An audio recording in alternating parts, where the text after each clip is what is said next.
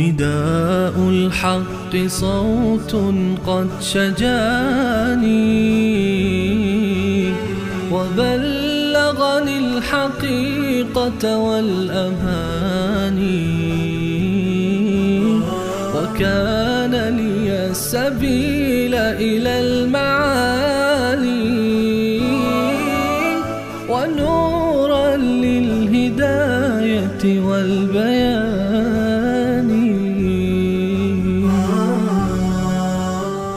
أعوذ بالله من الشيطان الرجيم. بسم الله الرحمن الرحيم.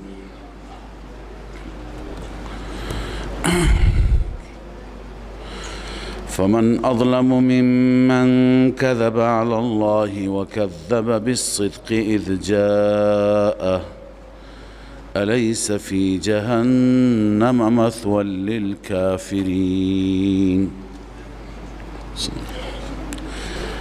تمام مطالب گذشته که ما خواندیم همه این مطالب قرآنی هستند.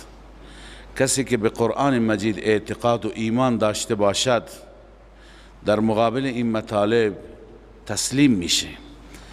در اینجا خدای عزوجل همزاد رو سرزنش میفرماید همراه با تخویف اخروی برای اون انسانی، برای اون کسی و کسانی که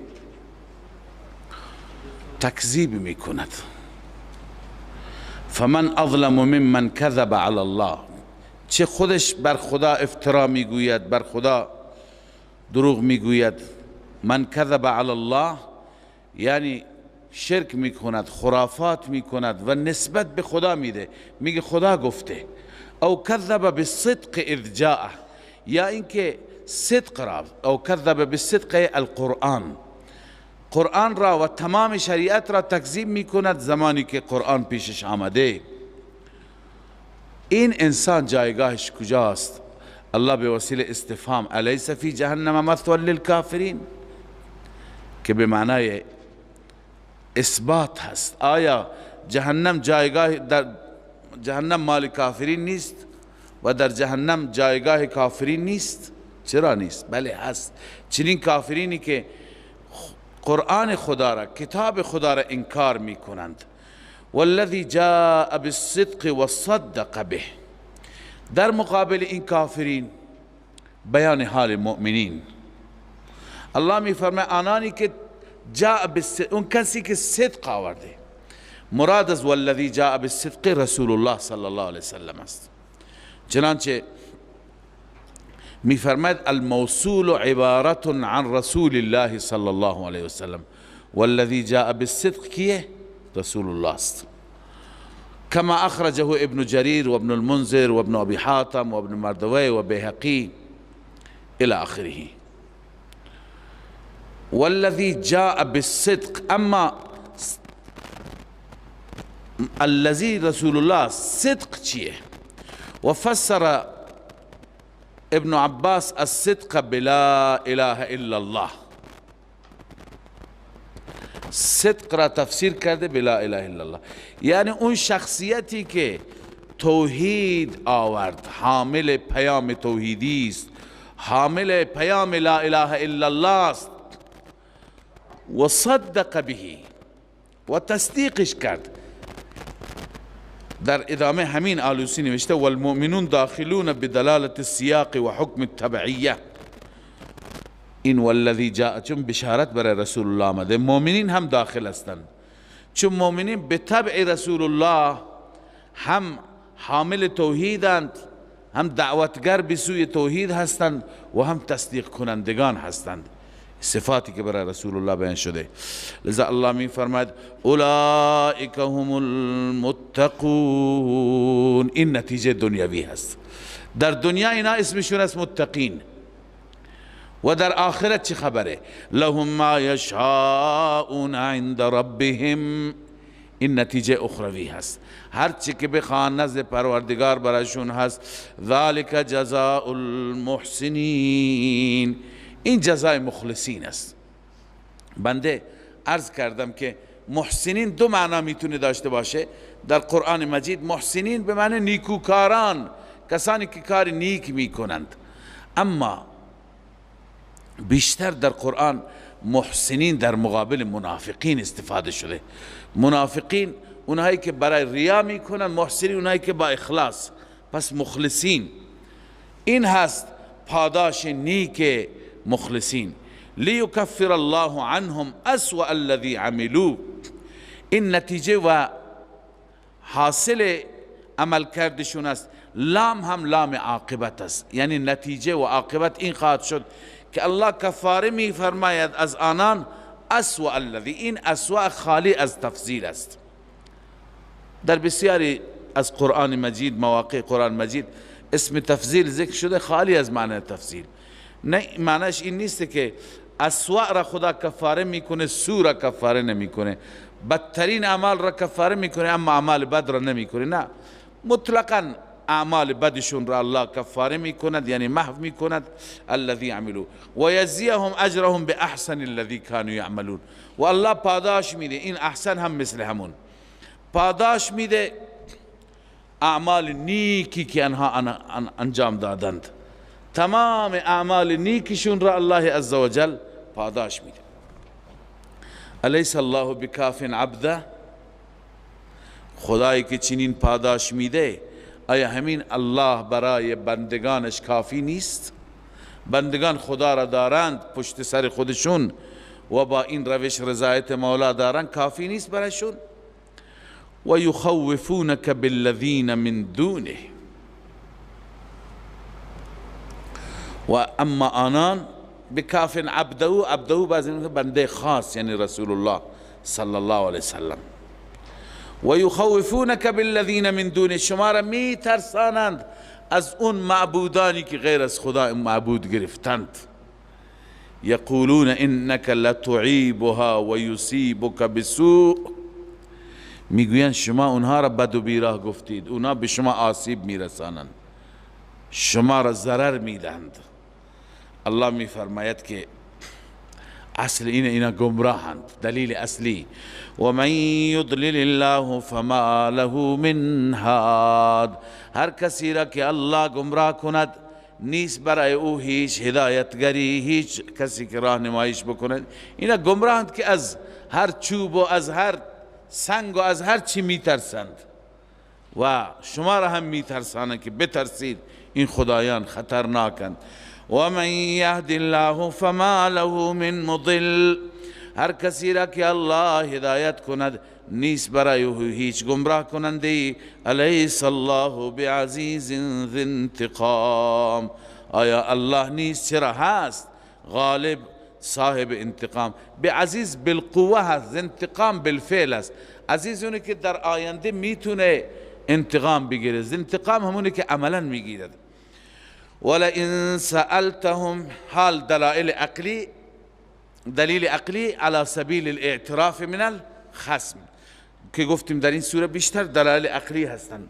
ولئن سألتهم، اگر از آنان بپرسیم من خلق السماوات والارض، چه ذاتی چه هستی آفرید آسمان ها و زمین را، لیقولن الله، حتما خواهند گفت الله. ببینید خدای عزوجل در هر جای قرآن مجید از خالقیت استدلال میگیره برای اثبات معبودیت.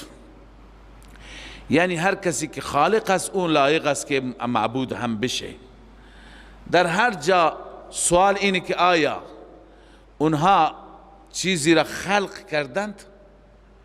الله میفرماید حتی مگسی نمیتونه خلق بکنه. ان الذين تدعون من دون الله لن يخلقوا ذبابا ولو اجتمعوا له، پس وقتی یک مگس نمیتونه خلق بکنند، ام خلقوا من غیر شیء ام هم الخالقون، پس خالق وقتی نیستند پس معبود هم نمیتونن باشن.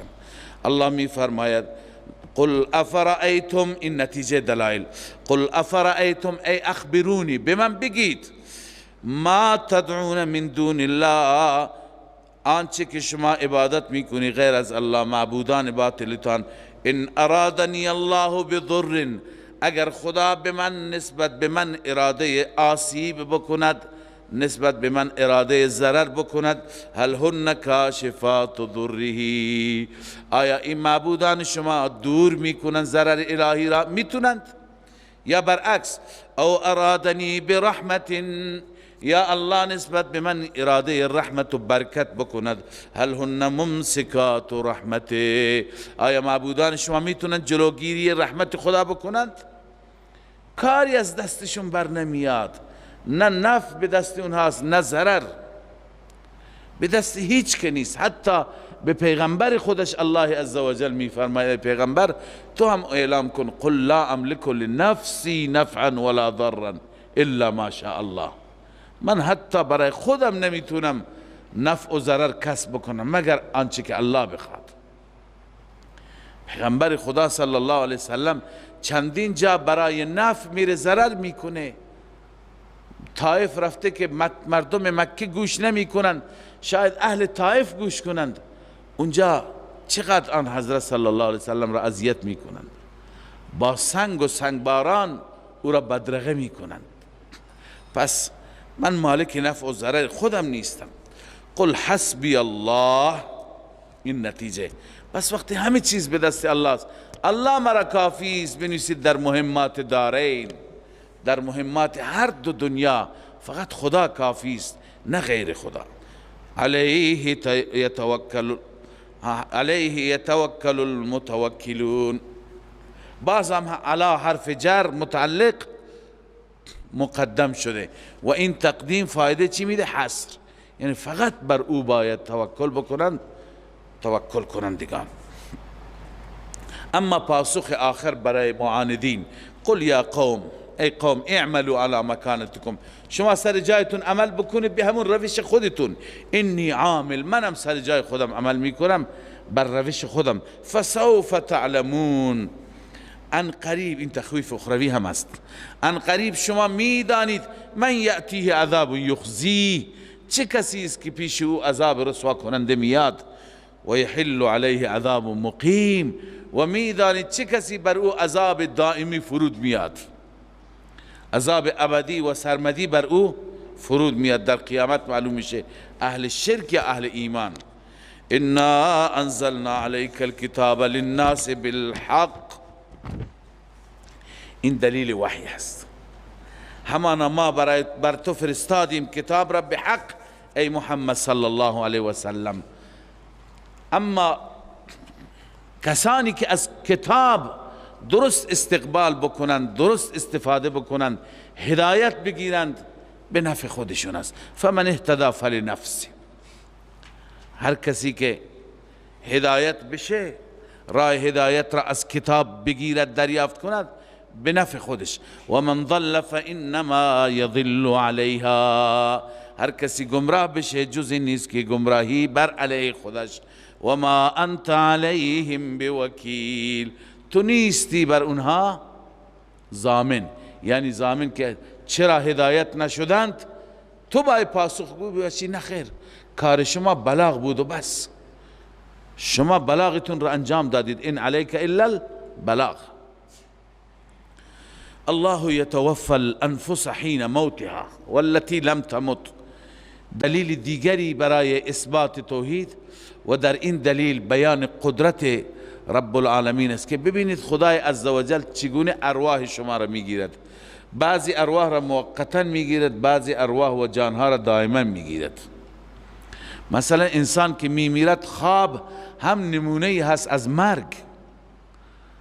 روح انسان در واقع قبض میشه، معلوم میشه که روح چیزی دیگه هست، نفس چیزی دیگه هست، با هم اینها تفاوت دارند. یسألونک عن الروح قل الروح من امر ربی.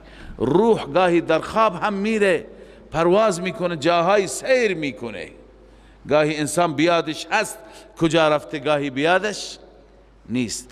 لذا الله می فرماید الله یتوفی الانفس حین موتها، الله کاملا میگیرد انفس را به وقت موت، کامل میگیره، نه روحی میمانه نه نفسی میمانه. والتی لم تمت، و همچنین میگیرد اون انسانی که لم تمت، نمرده، فی منامها، در خواب روحش را میگیرد. وقتی که روحش را در خواب میگیرد فیمسک التی قضا علیها الموت، نگه میدارد اونی را که بر او مرگ فیصله شده. بعضی هستند تو خواب وقتی که پرواز میکنند روحشان دیگه بر نمیگردند. و یرسل الاخرى الى اجل مسمى، دیگری را دوباره میفرستد تا مدت معین، 10 سال دیگه زنده باش، 5 سال دیگه، 20 سال دیگه. ان فی ذلک لآیات لقوم یتفکرون. در همه اینها، یعنی در مجموعه این تصرفات، یکی روحش را برای همیشه میگیره، یکی موقت میگیره، باز میفرسته، باز میگیره، این آیات و نشاناتی است برای کس اهل تفکر، اهل تدبر، کسانی که بیاندیشند، به حقیقت پی میبرند. اما با وجود این همه این تصرفات در دست مولا، در دست الله، باز هم این بدبخت ها غیر خدا را به عنوان شفیع و به عنوان کارساز و به عنوان حامی انتخاب می کنند. ام اتخذوا من دون الله شفعاء. قبلا شفاعت را 3 قسم کردیم، بیشتر که رد هست شفاعت وجاهت و قهری یا شفاعت محبت. شفاعت بالاذن که از قرآن ثابته، اون خود خدا اجازه میده. ام اتخذوا من دون الله شفعاء، آیا آنها بغیر از الله دیگران را شفیع و سفارشی گرفتند؟ قل اولو کانوا لا یملکون شیئا ولا یعقلون. قل اولو کانوا، همزه استفهام است، بعد از همزه استفهام معمولا افعال مقدر است، اینجا هم فعل مقدر است. قل یعنی ایتخذونهم شفعاء، ایتبعونهم، آیا از اونها پیروی میکنند، اونها را به عنوان شفیع گرفتند، در حالی که ولو کانوا لا یملکون شیئا ولا یعقلون، گرچه اونها نه قدرت دارن نه علم. لا یملکون شیئا، مالک هیچ چی نیستن، یعنی قدرت ندارن. ولا یعقلون، اونا حتی درک نمی کنند، متوجه نیستن این از دارن صداشون میزنند. و یوم القیامت یکفرون بشرککم، روز قیامت همین ها انکار میکنه، میگه کجا شما ما را صدا کردیم، ما که نشنیدیم، ما خبر نداشتیم. پس نه اونها متوجه هستند، علمش را دارند، یعقل اینجا به معنی فهمیدن علم، و نه قدرت را دارند. قل لله الشفاعة جمیعا، بگو تمام اختیارات شفاعت هم مال خداست، شفاعت بالاذن است. روز قیامت خدای عزوجل بعضی از بندگانش را اعزاز می فرماید، انبیا را، اولیاء را، شهدا را، صالحین را، علما را، مؤمنین را، حتی عموم مؤمنین. حدیث براتون خواندم که آخر بعد از اینکه مؤمنین درباره رفقایشون، دوستایشون که در جهنم افتادن میگن خدایا اینا در دنیا با ما بودن، در کنار ما بودن، نماز میخواندن، روزه میگرفتن، اما بنابر اشتباهات الان تو جهنم هستن. خدای عزوجل میفرماید الان که شما سفارش میکنید، برید هر کسی را که میشناسید، این حدیث صحیح مسلم است، هر کسی را که میشناسید بیرون کنید با این اوصاف که شما میدونید. اینها میرند تمام کسانی که میشناسند از اهل ایمان، از جهنم دستشون را میگیرن میارن بیرون. خداوند بعدا میفرماید راضی شدید؟ میگه بله خدای راضی شدیم. میفرماید الان نوبت من است، بروید هر کسی که در قلبش به اندازه 1 مثقال ایمان است، اون را شما هم بیرون، که این اعزازی که خدا الان به مؤمنین میده. مؤمنین میرن چندین نفر را، خدا میدونه چندین هزار نفر را که تشخیص میدن قطعا علامت ایمان هم اونجا وجود داره، از جهنم بیرون میکنند. شفاعتشون دوباره این شفاعتی که خود خدا میفرماید. باز خدا میفرماید ببینید در هر قلبی به اندازه نیم مثقال ایمان است، اونا را هم بیاری بیرون.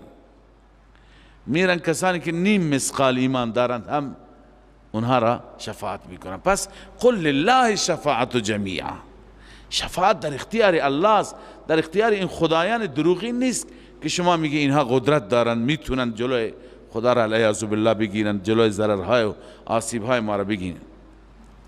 قل اولو کانوا له ملک السماوات، این دلیله، فقط برای اوست تصرفات اختیارات آسمان ها و زمین.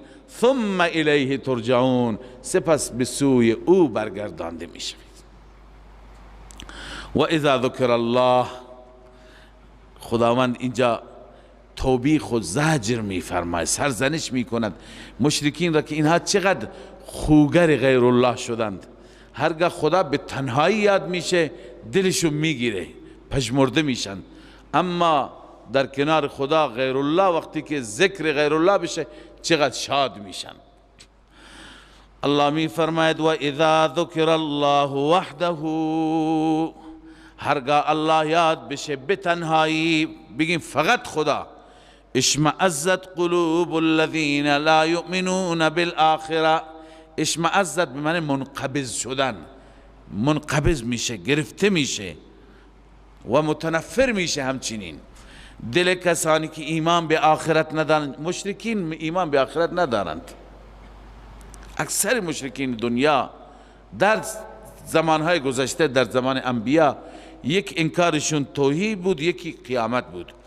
و اذا ذکر الذین من دونه، هرگاه یاد بشند غیر از خدا دیگه معبودان، اذا هم یستبشرون، اون وقت شاد میشن، خوشحال میشن.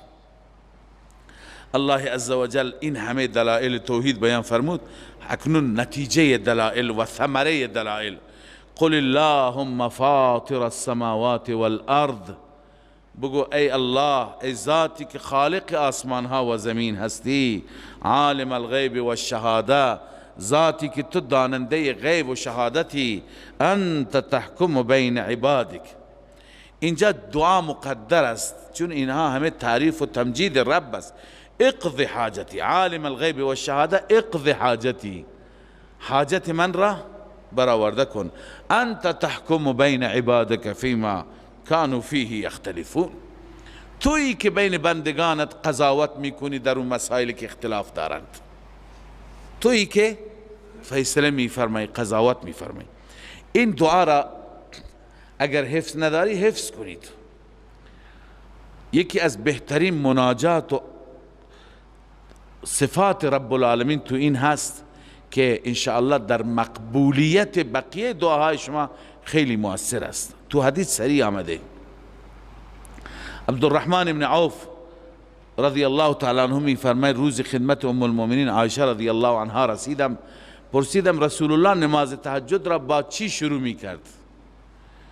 ایشون فرمود وقتی که برای تهجد بلند میشد این دعا را میخواند: اللهم رب جبرائیل و میکائیل و اسرافیل فاطر السماوات والارض عالم الغیب والشهاده انت تحکم بین عبادک فیما كانوا فیه یختلفون. بخشی زمین آیه هست: اهدنی لما اختلف فیه من الحق باذنک انک تهدی من تشاء الى صراط مستقیم. این در روایت عایشه رضی الله عنها است. اما سعید بن جبیر میفرماید در قرآن مجید آیه‌ای هست هر کسی اون را بخواند، همین آیه را فرمود، هر کسی اون را بخواند بعد از اون هر دعایی بکند دعایش مقبول میشه انشاءالله. بعدا این آیه را خواند. پس همینه، قل اللهم فاطر السماوات والارض، بگو اللهم، از اینجا بخوان اللهم فاطر السماوات، بار الها، ای خدایی که خالق آسمان ها و زمین هستی و ای خدایی که داننده غیب و شهادت هستی، انت تحکم بین عبادک، تویی که داوری و قضاوت میکنی بین بندگانت، فیما کانوا فیه یختلفون، در آنچه که اختلاف دارند. پس ای خدای بزرگ اقض حاجتی، فلان حاجت من را برآورده بفرما. خب این نتیجه دلایل گذشته بود، این اوصاف. ولو ان للذین ظلموا ما فی الارض جمیعا و مثله. خداوند تخویف اخروی بیان می فرماید، یعنی مشرک هر چی فدیه بده در روز قیامت ازش پذیرفته نمیشه. ولو ان للذین ظلموا، اگر برای ظالمان، ظلموا ای الذین اشرکوا، اگر برای مشرکان ما فی الارض جمیعا باشه، همه دفائن و خزائن زمین، و مثله معه، و مثل یعنی دو برابر باشه، لفتدوا به من سوء العذاب یوم القیامه، که البته فدیه بدهند به جای عذاب بد روز قیامت. بازم ما تقبل منهم در آیات دیگه خواندید، ما تقبل منهم ولهم عذاب علیم، از اونها هرگز پذیرفته نمیشه. و بدا لهم من الله ما لم یکونوا یحتسبون، برای آنان ظاهر میشه از طرف خدا مسائل، چیزهایی که لم یکونوا یحتسبون، اصلا اونها را گمان نمی کردن، به حساب نمی آوردن.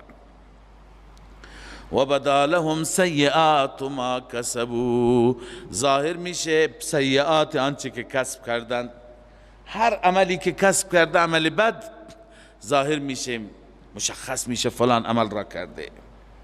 و حق بهم ما كانوا به یستهزئون، فرود میاد، نزول میکنه بر اونها آنچه که اونها مسخره میکردن. فاذا مس الانسان ضر دعانا، بازم توبیخ، زجر، سرزنش بر انسان شاکر ناسپاس. این اوصاف بیشتر مال مشرکین و کفار است، اما ما مسلمان هم داریم. گاهی به مشکل مواجه میشیم، چنان نماز میخوانیم، چنان عبادت میکنیم، چنان نیایش میکنیم که نگو، اما وقتی مشکل ما حل میشه خدا را فراموش میکنیم. بنده میشه تعریف میکنم، یک عزیزی برای حضرت شیخ الاسلام تعریف کرده بود، الله مغفرتش بکنه، انسان بسیار صالحی بود و رفته از این دنیا. شیخ میفرماند، میگفت که من یه وقتی در زندان به صورت اشتباهی حکم اعدام براش صادر شده بود، بعدا اعدام نشد، معلوم شد بیگناه است. میگه در انتظار اعدام من هر روز که نماز میخواندم، چنان نمازی میخواندم که بعد از اون که آزاد شدم دیگه نتونستم مثل اون نماز بخونم. حتی حرمین رفتم، هر کاری کردم همون نماز را بخوانم با اون حضور قلب، با اون خشوع، میگه نتونستم. انسان همینه، وقتی که به مشکل گرفتار میشه خوب الله را عبادت میکنه، اما انسان وقتی که از اون حالت، از اون مخمسه در بیاد فراموشکاره. کاش انسان بازم تکلف میکرد، سعی میکرد، ولی اکثرا خدا فراموش. الله می فرماید فاذا مس الانسان ضر دعانا، هرگاه به انسان آسیبی برسد ما را فرامی خواند. ثم اذا خولناه نعمتا منا، سپس هرگاه ما بهش عطا کنیم نعمتی از جانب ما، اینقدر مغرور میشه، گویا دیروز مشکلی نداشت. قال انما اوتیته علی علم، این نعمت به من داده شده بر اساس علمی که من داشتم. تدبیر تانوی رحمه الله گفته، تدبیر و زرنگی که من داشتم، برنامه ریزی خوبی که من کردم، غافل از این که خدا به داده. بل هی فتنتون، الله میفهمد بلکه این امتحانی هست، ولکن اکثرهم لا یعلمون، اما اکثر مردم نمیدانند که چگونه در امتحانات الهی واقع میشوند. بله، قد قالها الذین من قبلهم، عیناً همین جمله را گفتند کسانی که قبل از اینها بودند. کی بود این جمله آشناست؟ این جمله کیه؟ انما اوتیتو علی علم. قارون را گفتند که خب در راه خدا مالت را خرج کن. قال انما اوتیتو علی علم عندی، این مال را من با مهارت و علمی که داشتم، زرنگی که داشتم به دست آوردم. الله می فرماید، به قارون اشاره می کند، قد قالها الذین من قبلهم، همین جمله را گفتن کسانی که قبل از اینها بودن. فما اغنى عنهم ما كانوا یکسبون، کسبشان عمل کردشان به آنان هیچ سودی نبخشید، دفع نکرد از اونها عذاب را. به این معنی عذاب را از اونها دفع دور نکرد. فاصابهم سیئات ما کسبوا، به آنان رسید جزای بد آنچه که کسب کردند. سیئات همون جزای بد است. والذین ظلموا، الان این مشرکین مکه از اونها بهتر نیستند، اینها مگر مثل اونها عمل بکنند به همون خواهد بود. الله می فرماید والذین ظلموا من هؤلاء، آنانی که ظلم کردند از اینها، یعنی از مشرکین مکه، سیصیبهم سیئات ما کسبوا، ان قریب جزای آنچه که کسب کردند، جزای بدش به آنان میرسد. و ما هم بمعجزین، اینها عاجز کنندگان خدا نیستند که در برند، فرار بکنند، مخفی بشند. نه، الله اینها را، الله عالم الغیب است، اینها را میارد در میدان محشر. اولم یعلموا ان الله یبسط الرزق لمن یشاء و یقدر.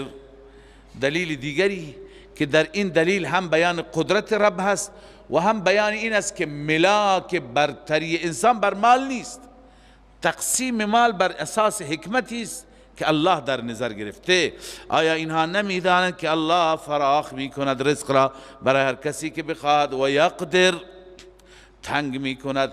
ان فی ذلک لآیات لقوم یؤمنون، همانا در این آیات و نشانات است برای قومی که ایمان داشته باشند. قل یا عباد الذین اسرفوا علی انفسهم لا تقنطوا من رحمت الله. این بازم ترغیب به سوی توحید است. شاید برای شما این تعجب باشد که هر مسئله را با توحید ربط میدیم. کجا این درباره توحید؟ درباره گناهان است، ولی وقتی که شأن نزولش را نگاه میکنیم میبینیم درباره توحید است. در شأن نزول این آیه آوردن، گرچه ما شأن نزول بیان نمی کنیم تا فهم آیه مقصور نشه به همون مورد خاص، به همون جریان خاص، ولی گاهی به خاطر اینکه بدانیم که اصل جریان چی بوده باید بیان بشه. مشرکین مکه یه روزی گفتند، تو روایت ها می آید، یه روزی گفتند که محمد ما را میگه ایمان بیاورید. از یک طرف میگه که هر کسی انسان کشته بخشیده نمیشه، هر کسی زنا کرده بخشیده نمیشه، هر کسی شرک بکنه بخشیده نمیشه. باز به ما میگه ایمان بیاورید. خب ما که امکان نداره بخشیده بشیم. الله میفرماید که شما به سوی خدا بیایید، توبه بکنید، ناامید نباشید، هر چی گناه داری بخشیده میشه، فقط بیایید ایمان بیارید، از شرک دست بکشید. قل یا عبادی الذین اسرفوا علی انفسهم، اعلام بفرما ای بندگان من، آنانی که ظلم کردید بر خودتان به دلیل شرک و کفر. الا اسراف را ما به معنی عام میکنیم، شرک هم اسراف، بقیه گناهان هم اسراف و زیاده روی هستند. لا تقنطوا من رحمت الله، از رحمت های الهی ناامید نباشید. ان الله یغفر الذنوب جمیعا، همانا الله مغفرت می فرماید گناهان را همگی به برکت اسلام و ایمان. انه هو الغفور الرحیم، همانا آن ذات بخشاینده و مهربان است. و انیبوا الی ربکم و اسلموا له، شما انابت کنید یعنی رجوع کنید به سوی ربتان، از کفر و شرک برگردید، بیایید به سوی ربتان. و اسلموا له من قبل، تسلیم بشید برای پروردگار، من قبل ان یأتیکم العذاب، قبل از اینکه عذاب بیاید، قبل از اون برگردید، بازگشت داشته باشید.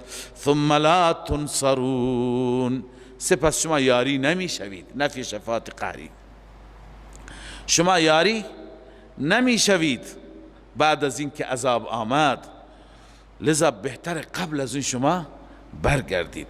واتبعوا احسن ما انزل الیکم من ربکم من قبل ان یأتیکم العذاب بغتة، شما پیروی کنید، دنبال کنید بهترین آن مطالبی که نازل شده به سوی شما از جانب رب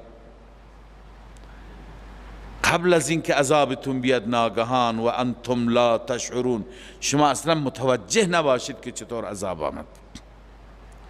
لذا خدای عزوجل میفرماید قبل از سختی، قبل از مرحله سخت ایمان بیاورید. ان تقول نفس یا حسرت، این تخویف اخروی هست.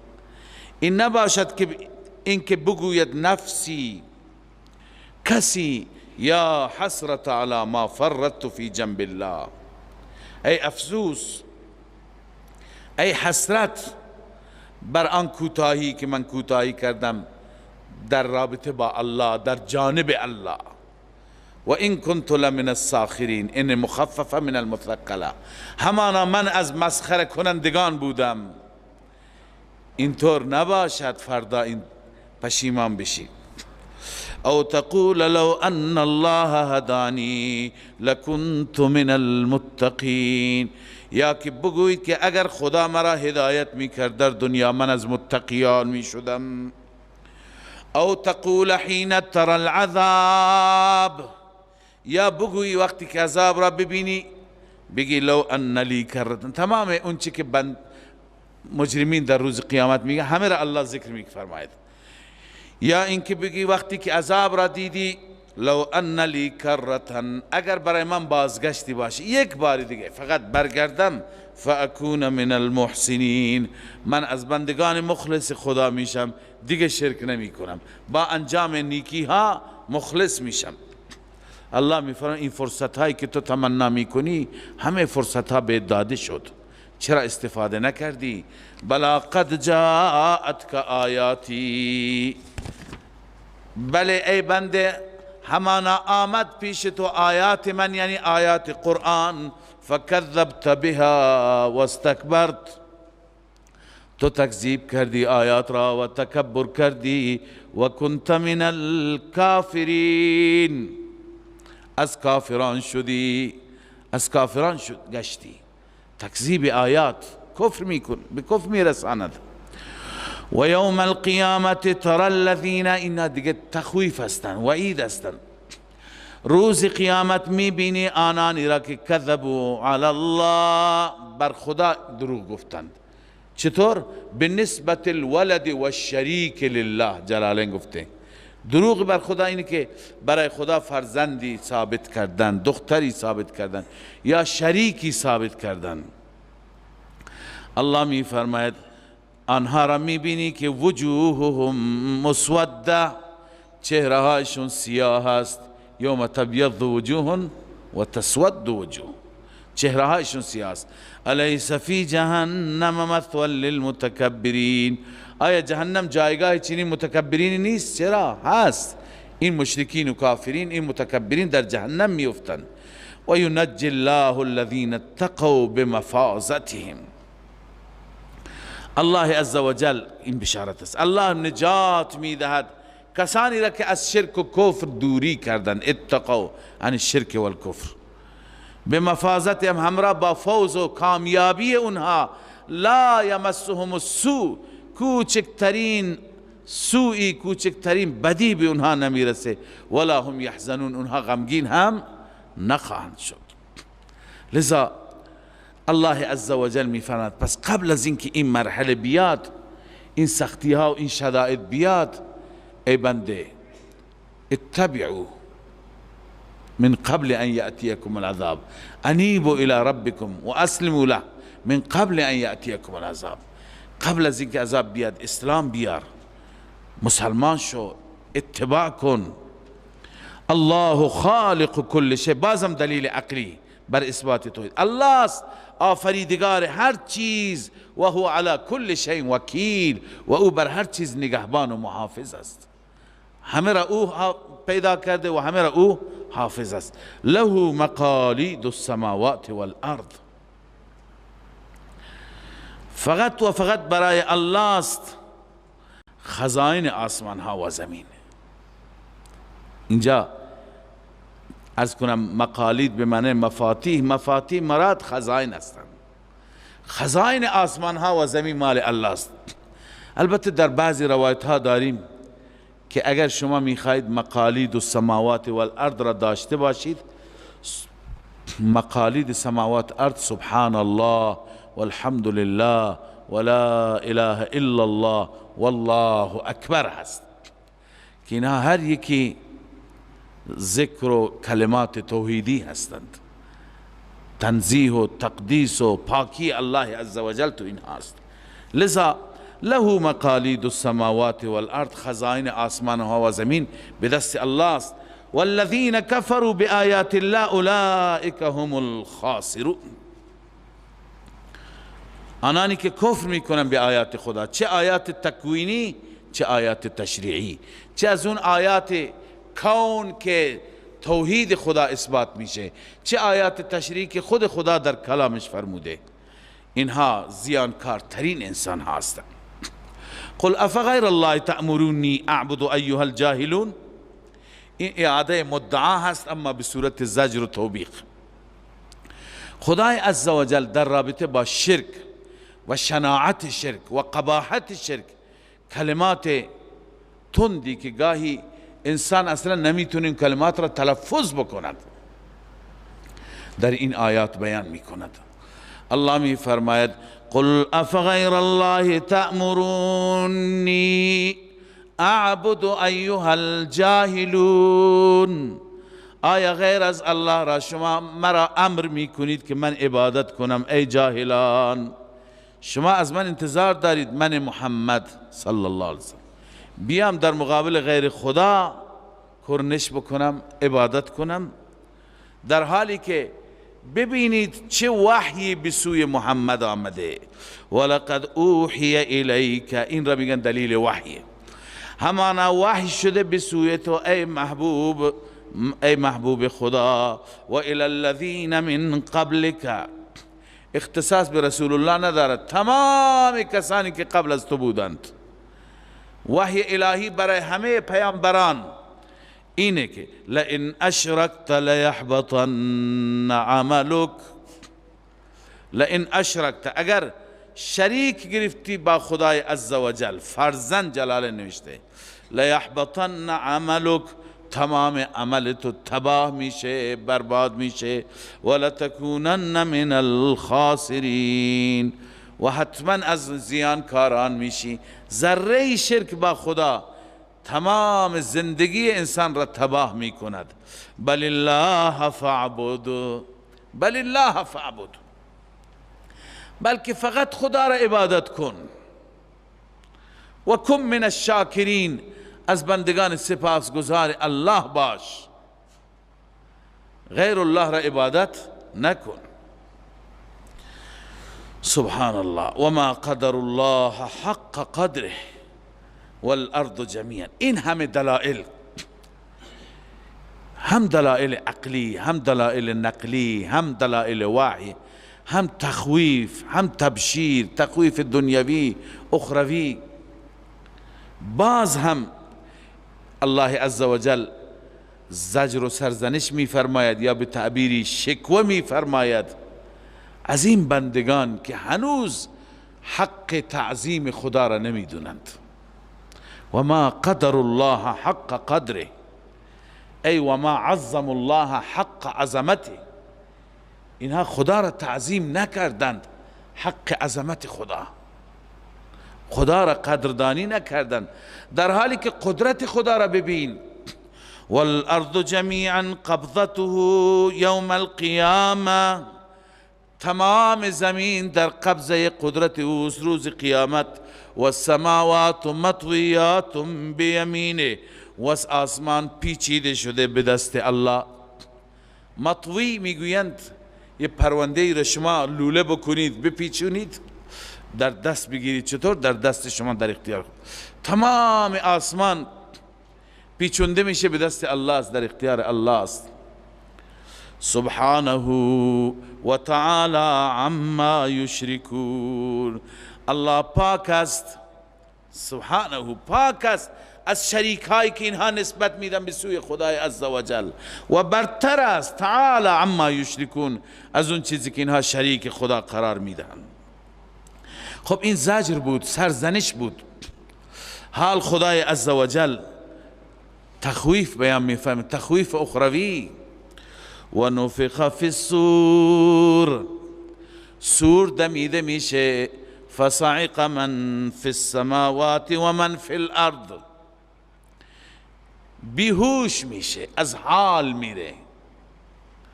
تمام موجودات و مخلوقاتی که در آسمان ها و زمین هستند، الا من شاء الله، مگر اونایی که خدا بخواهد. تمام مخلوقات از حال میرند، میمیرند، مگر اونایی که خدا بخواد. اونایی که خدا میخواد یعنی خود اسرافیل، ازرائیل، جبرائیل، میکائیل، فرشتگان اولوالعزم میمانند. بقیه هرچی جن، هرچی انس، هرچی فرشته، شیطان، ابلیس، همه میمیرند. خدمت شما قبلا بحث کردم درباره نفخه صور که این نفخات چند تا هستند. با توجه به اینکه هر جا یک تعبیری شده، بعضی میگن که نفخات 3 تا هستند، بعضی میگن که نفخات 4 تا هستند حتی. اما قول محقق و قول درست همینه که نفخه 2 تا هستند. 2 تا نفخه، یکی اولا، یکی دومی. درست اینجا تعبیر شده به صعق. صعق یعنی بیهوش شدن.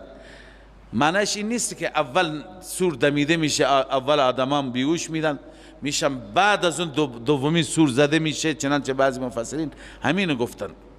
بعد میمیرند، بعد سور سوم زده میشه، زنده میشن. نه، همین صعق و موت، نفخه موت یکی است. ابتدا انسان که بمیره بیهوش میشه، بعد از همون میره به، عرض کنم که عالم اموات. لذا این یکی هست، 2 تا نیستند. فقط تعبیرهایی که قرآن فرموده تعبیرها مختلفند، متنوعند. پس ابتدا صعق است و فراموشی و بیهوشی، بعدا به دنبال اون مرگ همونطور متصل بعد از اون میمیرد. بعد از اینکه بمیرد، ثم نفخ فیه اخرى، نفخه دوم نفخه بعث است، بعث بعد الموت. پس نفخه صعق، نفخه بعث. در روایت ها آمده بین این 2 تا نفخات 40 سال فاصله هست. الله عزوجل که دستور میده نفخه زده بشه، دمیده بشه، همه میمیرند، بعدا چند تا فرشته میمانند، روح اونها هم قبض میشه، هیچ کس نمیمانه بغیر از ذات رب العالمین. بعدا الله میفرماید لمن الملک اليوم. این که در سوره مومن آمده بین نفختین است. بعضی میگن در بعضی روایت هاست که در روز قیامت است، اونم درسته. مفسرین تطبیق نوشتن هر 2 بار خدا میپرسه. لذا میفرماید که لمن الملک اليوم، هیچ کسی نیست جواب بده. الله خودش میگه لله الواحد القهار. بنابراین این نفخه اولاست. ثم نفخ فیه اخرى، سپس بار دوم نفخه دمیده میشه، زده میشه. فاذا هم قیام ینظرون، در این هنگام میبینی مردم همه قیام کردند و نگاه میکنن، حیران اینجا کجاست؟ میدان حشر دیگه، محشره. همه از قبرها بلند شدن. و اشرقت الارض بنور ربها، دیگه خورشیدی نیست. نه، بعضی همین سوال میکنن اذا الشمس کورت، وقتی که خورشید پیچونده میشه نور از کجا؟ الله میفرماید و اشرقت الارض بنور ربها، زمین تمام روشن میشه با نور ربش. رب نور افشانی میکنه کما یلیق بشأنه، اونطور که شأن الله عزوجل است، کیفیتش را الله بهتر میداند. از مغیبات هست که ما ایمان بهش داریم ندیدیم. و وضع الکتاب، الله می فرماید ترازو گذاشته میشه، یا نامه اعمال و پرونده های همه انسان ها. و جیء بالنبیین، و انبیا آورده میشوند. انبیا بیایید، و شهدا و همه شهدا. شهدا یا گواهان، چون که فرشتگان هم شهید هستند، نه؟ روز قیامت فرشتگان میان شهادت میدن. در سوره قاف شما خواندید قال قرینه هذا ما لدی عتید، خدای این پروندهش آماده است، من نوشتم، پروندهش را تکمیل کردم. هر چی که در زندگی داشته گواهی میده. و قضی بینهم بالحق، به حق فیصله میشه، ظلم نمیشه بر هیچ کسی. هر کسی هر کاری کرده فیلمش بهش نشون داده میشه. و هم لا یظلمون، بر این انسان ها ستمی صورت نمیگیرد. و وفیت کل نفس ما عملت، به صورت کامل داده میشه به هر نفسی آنچه که عمل کرده، به جزای عملش و به کیفر عملش میرسد. و هو اعلم بما یفعلون، آن ذات بهتر میداند که بندگانش چه کردند. نسبت به اعمال بندگان، عمل کرده بندگان، او بهتر خبر دارد. بالاخره بندگان دو گروه میشوند، دو زمر میشوند. این سوره را به همین خاطر زمر میگویند، به معنی گروه بندی میشه. گروه اول وسیق الذین کفروا الی جهنم زمرا، سوق داده میشوند، برده میشوند آنانی که کفر کردند به سوی جهنم. زمرن یعنی گروه، دسته میکنند اونها را به سوی جهنم میبرند. حتی اذا جاءوها فتحت ابوابها، حتی وقتی که اینها به اون جهنم میآیند و بر ورودی جهنم قرار میگیرند، فتحت ابوابها، درهای جهنم کشوده میشه، درهای جهنم را باز میکنند. خزنه داروغها و قال لهم خزنتها، زجر روحی هم میدن این جهنمی‌ها را. خزنه میپرسن شما چرا؟ مگر پیش شما رسول خدا نیامد؟ شما را از این روز انذار نکردند، نترسوندند؟ و قال لهم خزنتها الم یأتکم رسل منکم، آیا از وجود خود شما، از میان خود شما انسان ها رسول نیامد که یتلون علیکم آیات ربکم، بر شما بخوانند آیات ربتان را، و ینذرونکم لقاء یومکم هذا، و شما را بیم بدهند، بترسانند از ملاقات این روز. مگه نیامدند؟ قالوا بلا، اونا میگن چرا نه، آمدند. خب علت چیه؟ الله میفرماید ولكن حقت کلمت العذاب علی الکافرین، دیگه تقدیر الهی است، کلمه عذاب ثبت شده، نوشته شده بر کافرین، باید کافرین عذاب ببینن. قیل ادخلوا ابواب جهنم، به این مجرمان گفته میشه وارد بشید، وارد درهای جهنم. خالدین فیها، برای همیشه در این جهنم میمانید. فبئس مثوى المتکبرین، جایگاه این نوع متکبرین که در دنیا ابا کردن، تکبر کردن از سجده خالصانه رب، جایگاه بسیار بدی هست. خب این گروه اول است، اهل کفر، اهل شرک، اهل نفاق. وسیق الذین اتقوا ربهم، الله می فرماید سوق داده می شوند، برده می شوند آن انسان هایی که اتقوا ربهم، از ربشان ترسیدند. ای اتقوا عن الشرک والکفر والمعاصی، از همه گناهان، شرک، کفر، معاصی، از اینها دوری کردن، از رب ترسیدند. اینها سوق داده می شوند، برده می شوند الی الجنت زمرا، به سوی بهشت گروه برده می شوند، دسته برده می شوند. حتی اذا جاءوها و فتحت ابوابها، حتی وقتی که می آیند به اون بهشت، در حالی که و فتحت ابوابها، درهایش از قبل گشوده شده. عزیزان طلاب و اهل علم می دانند که این واو که اینجا اضافه شده، در اونجا اون جایی که ذکر جهنم بود واو نبود. حتی اذا جاؤها فتحت ابوابها، اینجا هست و فتحت ابوابها، یک واو اضافه داره. این یک واو بیانگر یک معنایی هست. اون اینه که از نظر ترکیب اون فتحت ابوابها جمله مستأنفه هست، یعنی جمله جدید با قبل ارتباطی نداره. وقتی که به در جهنم میآیند قرار میگیرند کفار، فتحت ابوابها، همون لحظه در براشون باز کرده میشه. اما اینجا واو که آمده، واو جمله ما بعد را با ما قبل ارتباط میده. واو جمله را حالیه میگرداند. جمله که حالیه بشه معنی این میشه وقتی که اهل بهشت به ورودی بهشت میآیند در حالی که از قبل درهایش باز شده، در حالی که از قبل باشه.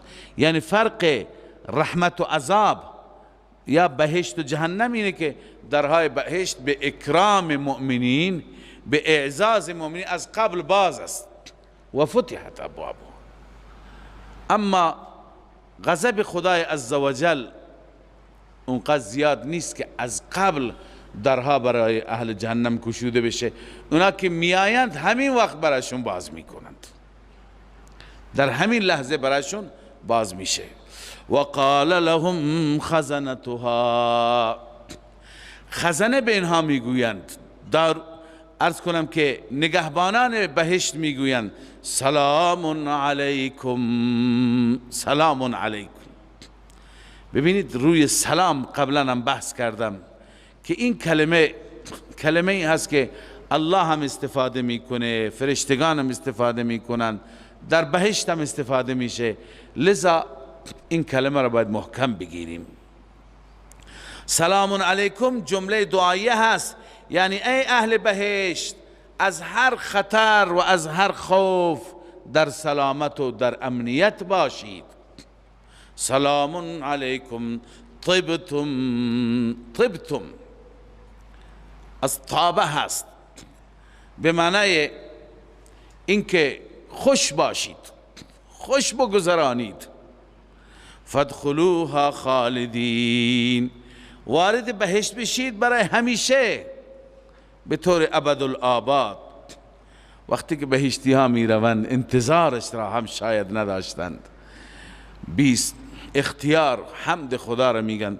وقالوا الحمد لله الذي صدقنا وعده، میگویند الحمدلله، تمام تعریف و ستایش مر الله را، الذي صدقنا وعده، آن اللهی که وعدش را با ما صادق کرد.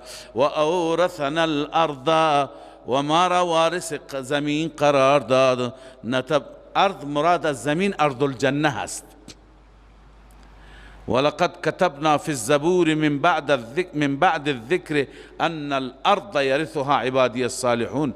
بنابر تفسیر اکثر محققین اونجا مراد ارض الجنه هست. چرا؟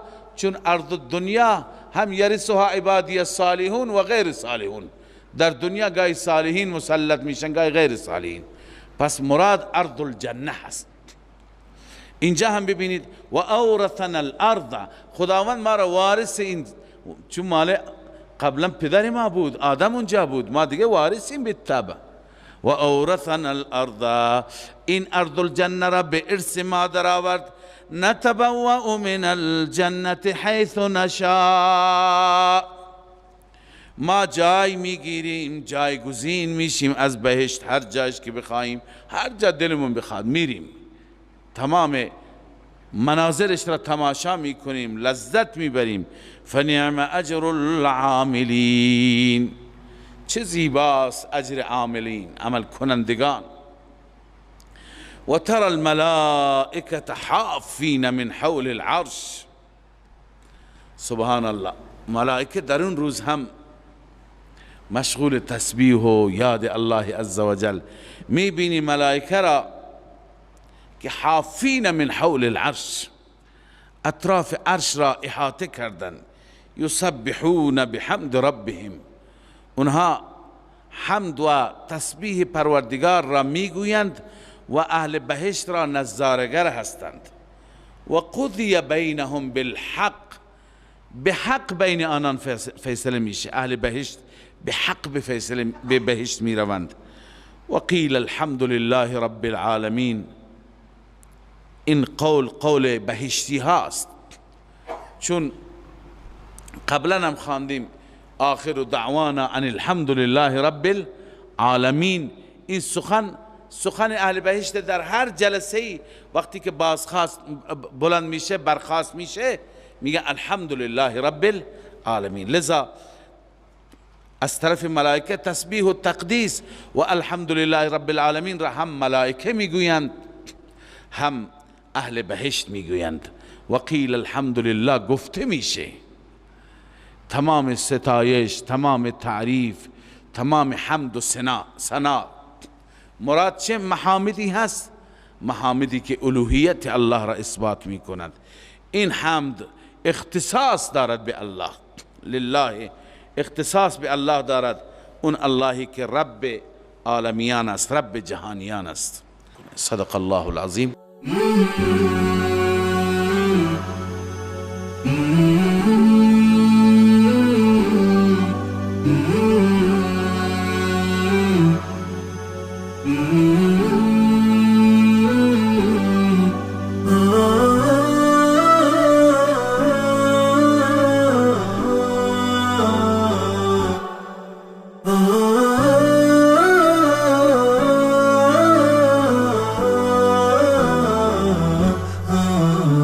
نداء الحق صوت قد شجاني وبلغني الحقيقة والأماني، وكان لي السبيل إلى المعالي ونورا للهداية والبيان.